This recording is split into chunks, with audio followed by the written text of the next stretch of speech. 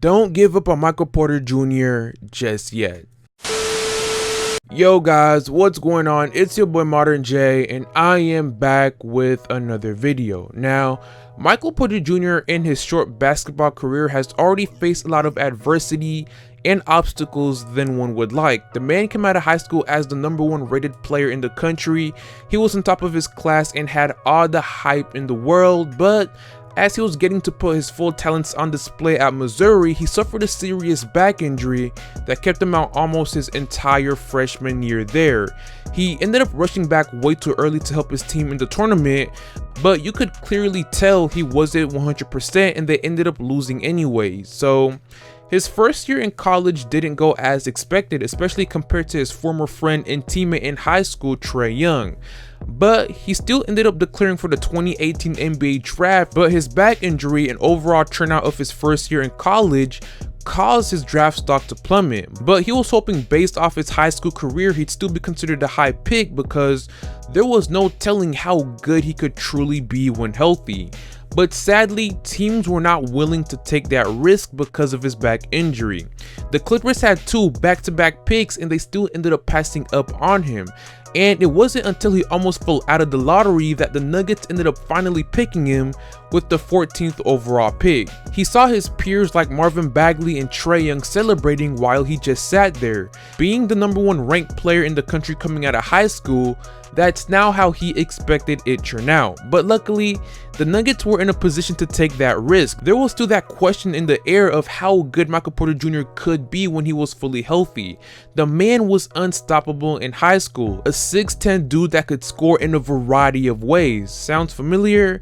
He still had to miss his entire rookie year in the NBA, recovering from that back surgery, and it was probably the best course of action to take. You wanted him at his best on the court.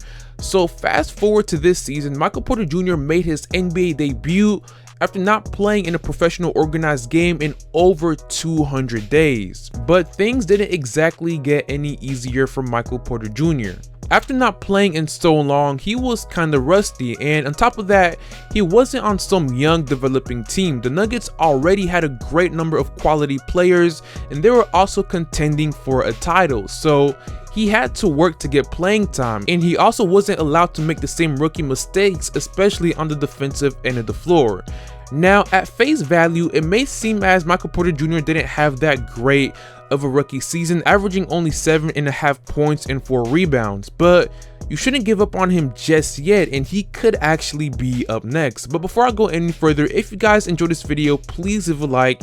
It helps me and this channel out a lot to reach more people, and it only takes like a millisecond. Share and subscribe for more dope NBA content. We are on that grind for 30,000 subscribers, and my goal is to hit that by the end of this month. Seems crazy, but I can't do it without you guys, and if you want to support me and this channel even further, give your boy a follow on Twitter or on the gram, and don't forget to hit that bell to be notified when I post a brand new fire video.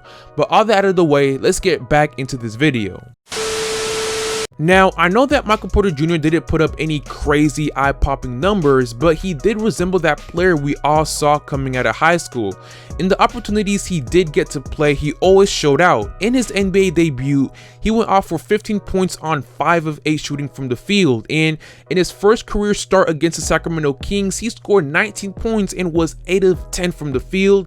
And his best game this season was against the Pacers when he went off for 25 points and was 11 of 12 from the field. Michael Porter Jr. is a natural born scorer, simple as that. That's what his game has always been about. At 6'10", he's proven he's able to do it all offensively this season. Shoot the 3 at an extremely efficient rate as he shot 42% from the 3-point line this season. He can create space off the dribble, step backs, attack the rim, is a great cutter, lob threat, he's a threat in transition, can post up. The man simply has it offensively. He also showed signs that he could be one of the best offensive rebounders in the league. So the player we all thought Michael Porter Jr. could be might actually soon be a reality, and it looks like the risk the Nuggets took could actually pay off big time. Just because he's not popping off like a Zion Williamson doesn't mean you should give up on him just yet. On top of that, he was mostly healthy for most of the season and had no major issues with his back, which is a huge relief. So with that being said, what's the next step for Michael Porter Jr.? Michael Porter Jr. showed a lot of potential this year, which should lead him to getting a lot more minutes next season, or even when the season returns this month. With his increased minutes and continued development, we could see a breakout season from Michael Porter Jr. as soon as next year. His game also fits perfectly next to Jokic because how versatile he is on the offensive end of the floor.